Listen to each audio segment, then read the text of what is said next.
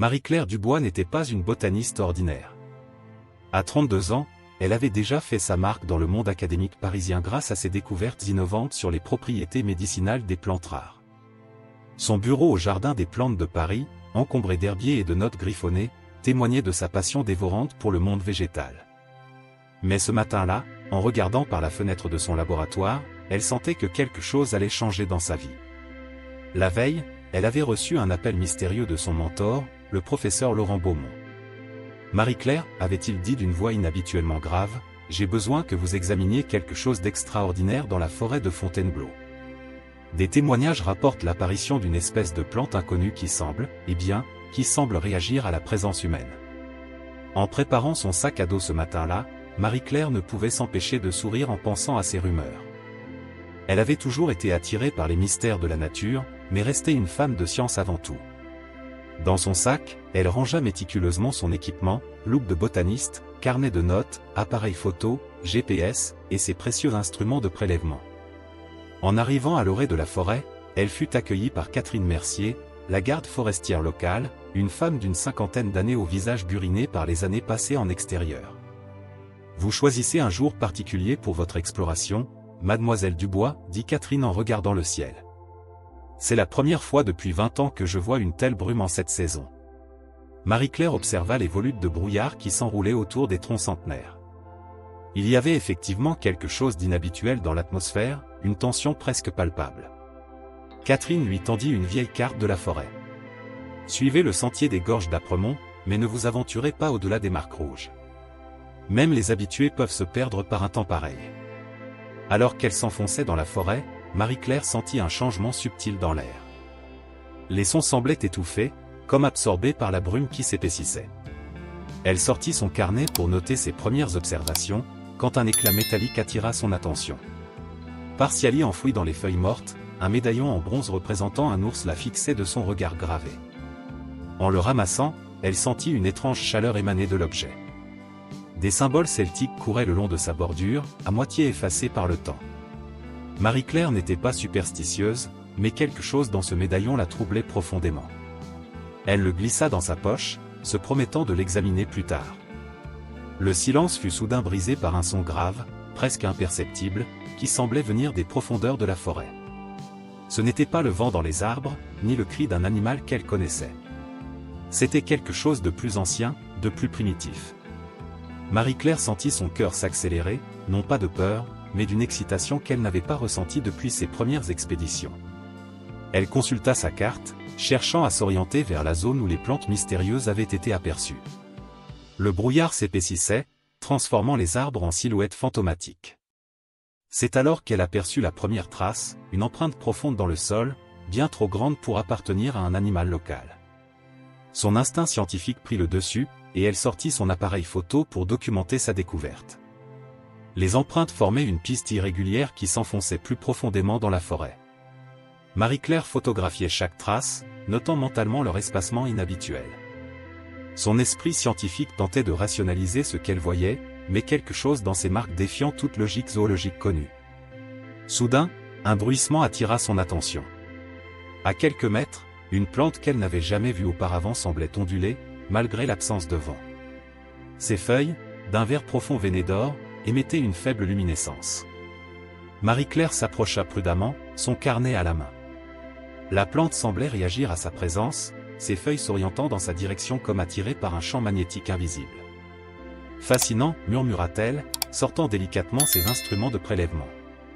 Mais avant qu'elle puisse commencer ses observations, un craquement sec retentit derrière elle. Elle se retourna vivement pour apercevoir une silhouette qui disparaissait dans la brume. « Il y a quelqu'un » appela-t-elle, sa voix résonnant étrangement dans l'air épais. Un nouveau son lui répondit, plus proche cette fois, un mélange de grognements et de murmures qui semblaient venir de partout et de nulle part à la fois. Le médaillon dans sa poche devint soudainement chaud, presque brûlant. En le sortant, Marie-Claire remarqua que les symboles celtiques brillaient faiblement d'une lueur verdâtre. Une voix rauque la fit sursauter. « Vous ne devriez pas être ici. » Un vieil homme émergea de la brume, s'appuyant sur un bâton de marche usé. Ses yeux, d'un bleu glacier, semblaient transpercer Marie-Claire. « Je suis Antoine Leblanc, dit-il, et vous venez de pénétrer dans une partie de la forêt qui ne souhaite pas être dérangée. Marie-Claire serra le médaillon dans sa main. Je suis botaniste, en mission officielle pour le jardin des plantes. Le professeur Beaumont m'a envoyé étudier une espèce végétale particulière. Le vieil homme eut un rire sans joie. Laurent Beaumont. Il n'a donc pas retenu la leçon. Il s'approcha de Marie-Claire, ses yeux fixés sur le médaillon. Où avez-vous trouvé cet objet? Avant qu'elle puisse répondre, un hurlement de loup retentit au loin, suivi d'un grognement plus profond, plus menaçant. Antoine se raidit. Ils sont réveillés, murmura-t-il. Écoutez-moi attentivement, mademoiselle. Cette forêt cache des secrets plus anciens que la science moderne.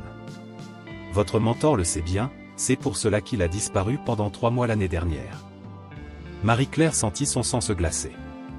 Le professeur Beaumont n'avait jamais parlé de cette absence, et l'université avait simplement évoqué un congé sabbatique. Antoine continua, sa voix à peine plus haute qu'un murmure, les gardiens de la forêt se sont éveillés. Le médaillon que vous portez est un ancien symbole de protection, mais c'est aussi une clé qui peut ouvrir des portes qu'il vaudrait mieux laisser fermer. Un nouveau grognement, plus proche cette fois, fit vibrer l'air autour d'eux. Antoine saisit le bras de Marie-Claire. Vous devez faire un choix maintenant. Partir et oublier ce que vous avez vu, ou... Il hésita, regardant autour de lui avec inquiétude. Ou accepter de découvrir la véritable nature de cette forêt, et peut-être comprendre ce qui est réellement arrivé à Laurent Beaumont. Le médaillon pulsait maintenant au rythme des battements de cœur de Marie-Claire. La brume s'était encore épaissie, formant des volutes qui semblaient danser autour d'eux. Je dois comprendre, dit-elle finalement, serrant son carnet contre sa poitrine. Le professeur Beaumont est plus qu'un mentor pour moi. S'il est en danger. Antoine hocha la tête gravement.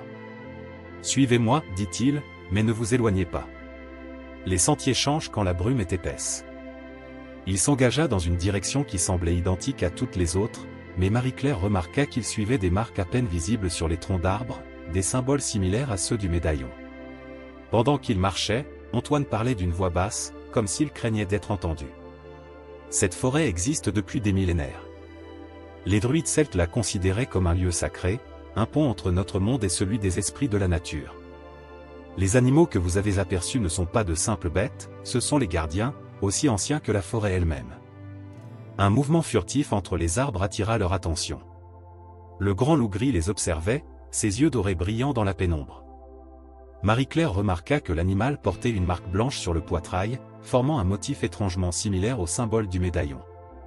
Laurent était comme vous, continua Antoine, brillant, curieux, déterminé à tout expliquer par la science.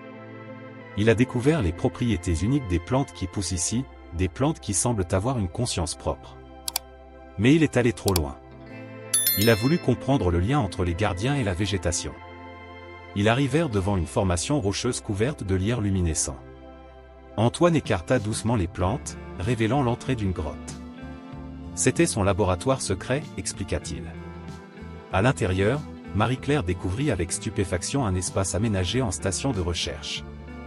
Des équipements scientifiques côtoyaient d'anciens artefacts celtiques. Sur les murs, des centaines de notes et de croquis détaillaient les observations du professeur Beaumont. Ces plantes, murmura Marie-Claire en examinant les documents, elles ne réagissent pas simplement à la présence humaine, elles communiquent entre elles. Et ces formules. Ses yeux s'écarquillèrent en comprenant les implications. Il a trouvé un moyen de décoder leur langage biochimique. Un grondement sourd fit trembler le sol de la grotte. Antoine saisit une vieille lanterne. Les gardiens s'impatientent. Votre présence ici, avec le médaillon, n'est pas un hasard. Laurent savait que vous viendriez. Il a laissé des indices, mais aussi des avertissements. Marie-Claire découvrit alors un journal intime caché derrière un équipement. En l'ouvrant, elle reconnut l'écriture de son mentor. Les dernières pages contenaient des notes frénétiques sur une découverte majeure, mais aussi sur un danger imminent. La dernière entrée, datée de 3 mois auparavant, ne contenait qu'une phrase, « Les gardiens m'ont montré la vérité, nous ne sommes pas les maîtres de la nature, nous en faisons partie. » Un nouveau grondement, plus proche cette fois, fit tomber de la poussière du plafond de la grotte. Antoine attrapa le bras de Marie-Claire. « Nous devons partir. » La forêt s'éveille complètement, et les gardiens. Il s'interrompit brusquement. Dans l'entrée de la grotte se tenait l'immense silhouette de l'ours brun, ses yeux brillants d'une intelligence millénaire. L'ours ne montrait aucun signe d'agressivité. Il se tenait immobile, comme s'il attendait quelque chose. Le médaillon dans la main de Marie-Claire émettait maintenant une chaleur réconfortante, presque bienveillante. Antoine recula lentement, laissant Marie-Claire face à l'imposant gardien. « N'ayez pas peur, murmura Antoine. Il vous a choisi, comme il avait choisi Laurent. » L'ours fit un pas dans la grotte, et Marie-Claire remarqua que ses yeux avaient la même teinte dorée que ceux du loup. Sur son épaule, une marque de naissance formait exactement le même motif que celui du médaillon. Guidée par une intuition qu'elle ne comprenait pas encore, Marie-Claire leva doucement le médaillon. L'ours inclina légèrement la tête, comme en signe de reconnaissance. Au même moment, les plantes luminescentes de la grotte s'animèrent, leurs feuilles émettant des pulsations synchronisées. Les notes de Laurent souffla Marie-Claire en retournant rapidement vers le bureau. Il ne cherchait pas simplement à comprendre la communication des plantes, il essayait de rétablir un dialogue ancien. Ses doigts tremblants tournaient les pages du journal. Les Celtes n'avaient pas créé ce système de communication, ils l'avaient découvert. Les plantes, les animaux, les humains, tout était connecté. L'ours s'approcha du bureau, son souffle chauve effleurant les papiers éparpillés. Marie-Claire remarqua alors quelque chose d'étrange dans son comportement, il semblait vouloir lui montrer quelque chose. Ses grands yeux se dirigeaient régulièrement vers un point précis de la grotte. Là, dit Antoine, pointant une fissure dans la paroi rocheuse. Il y a une chambre secrète derrière ce mur. Laurent y conservait ses découvertes les plus importantes. Il s'approcha de la fissure et appuya sur une série de symboles gravés dans la pierre. Un mécanisme ancien grinça, et une portion du mur pivota lentement. La pièce cachée était petite mais remplie de trésors inestimables. Des étagères croulaient sous le poids de manuscrits anciens, certains semblant dater de plusieurs siècles. Au centre, sur un piédestal de pierre, reposait un livre relié de cuir, son couvercle orné de symboles celtiques identiques à ceux du médaillon. Le Codex des gardiens, murmura Antoine avec révérence. Laurent l'a trouvé il y a 6 mois. C'est le recueil de toute la connaissance des anciens druides sur la communion entre les mondes. Marie-Claire s'approcha du livre, sentant le médaillon vibrer plus intensément. Quand elle l'ouvrit, les pages semblaient luire faiblement dans la pénombre. Les symboles sur les pages commencèrent à prendre sens dans son esprit, comme si le médaillon agissait comme une clé de traduction. « C'est incroyable, murmura-t-elle. Ces formules, ce ne sont pas seulement des rituels chamaniques. C'est de la science pure, mais exprimée d'une façon que nous avons oublié de comprendre. » Un nouveau grondement, plus puissant que les précédents, secoua la grotte. L'ours se tourna brusquement vers l'entrée, tous ses sens en alerte. Antoine pâlit. « Quelque chose ne va pas, dit-il. Les gardiens sont agités. C'est comme la nuit où Laurent. » Avant qu'il puisse finir sa phrase, le loup gris apparut à l'entrée de la grotte, le poil hérissé. Ses yeux dorés brillaient d'urgence, et un long hurlement déchira le silence de la forêt. L'ours répondit par un grognement grave, et Marie-Claire sentit que quelque chose de crucial était sur le point de se produire. Le hurlement du loup résonnait encore dans l'air quand Marie-Claire sentit le sol trembler sous ses pieds. Les plantes luminescentes de la grotte s'agitaient frénétiquement, leurs pulsations devenant erratiques. Le codex dans ses mains sembla soudain peser une tonne. « La forêt est en danger » s'écria Antoine, son visage marqué par l'inquiétude. Quelqu'un a franchi les anciennes barrières. Les sceaux de protection s'affaiblissent. Marie-Claire serra le médaillon dans sa main, sentant sa chaleur devenir presque insupportable. L'ours et le loup échangèrent un regard, une communication silencieuse passant entre eux. Soudain, les pages du codex se mirent à tourner d'elles-mêmes, s'arrêtant sur une illustration montrant une carte ancienne de la forêt. Au centre, un symbole pulsait faiblement, le même que celui du médaillon. « Le cœur de la forêt » murmura Antoine. C'est là que Laurent a fait sa dernière découverte. C'est là qu'il... Il s'interrompit, comme si les mots suivants étaient trop lourds à porter. Marie-Claire étudia la carte avec attention. Les symboles commençaient à prendre sens, révélant un réseau complexe de lignes d'énergie traversant la forêt. Ces lignes, ce sont des courants telluriques. La forêt tout entière est un immense système vivant, et ces plantes luminescentes sont comme son système nerveux. L'ours s'approcha d'elle, ses yeux dorés brillants d'une intelligence profonde. Dans un geste d'une douceur surprenante, il poussa doucement Marie-Claire vers la sortie de la grotte. Le loup les précédait déjà, semblant tracer un chemin à travers la brume qui s'épaississait. Ils veulent nous guider vers le cœur, dit Antoine, rassemblant rapidement quelques documents. Laurent avait prédit ce moment. Il savait que les anciens protocoles de protection finiraient par faillir. C'est pour ça qu'il vous a fait venir, vous êtes la seule à pouvoir comprendre à la fois la science et l'ancienne sagesse. Ils s'engagèrent dans la forêt, suivant les gardiens à travers un dédale de sentiers qui semblait se transformer à chaque pas.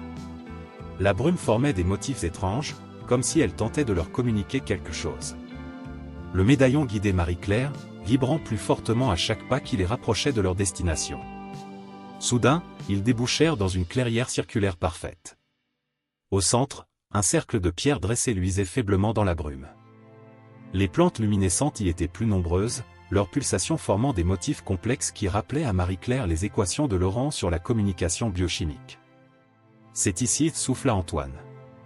Le centre névralgique de tout le système. Laurent avait découvert que cet endroit agissait comme un amplificateur naturel, permettant aux plantes de communiquer à travers toute la forêt. Mais quelque chose perturbe l'équilibre. Un craquement assourdissant retentit, et le sol se mit à trembler plus violemment. Les pierres du cercle semblaient perdre leur lueur, comme si leur énergie était drainée. L'ours et le loup prirent position autour du cercle, leur corps tendu dans une posture protectrice. C'est alors que Marie-Claire le vit, une silhouette familière émergeant de la brume, marchant lentement vers eux. Son cœur manqua un battement quand elle reconnut les traits de son mentor, le professeur Laurent Beaumont. Mais quelque chose était différent dans son regard, une lueur étrange qui n'était pas là auparavant. « Laurent !» s'écria Marie-Claire, mais Antoine la retint par le bras. Le professeur Beaumont s'arrêta à la limite du cercle de pierre, son visage portant une expression de profonde sérénité malgré le chaos qui les entourait. « Ma chère Marie-Claire, dit-il d'une voix qui semblait résonner avec la forêt elle-même. Je savais que vous viendriez. Que vous comprendriez. » Ses yeux avaient pris la même teinte dorée que celle des gardiens, et sur son cou, un symbole identique à celui du médaillon brillait faiblement. « Professeur, que s'est-il passé? Pourquoi avoir disparu ainsi ?» Marie-Claire sentait le médaillon pulser au rythme des vibrations qui émanaient du cercle de pierre. Laurent sourit doucement. « Je n'ai pas disparu, Marie-Claire. J'ai transcendé. Les gardiens m'ont montré la vérité, nous ne sommes pas séparés de la nature, nous en sommes une expression vivante.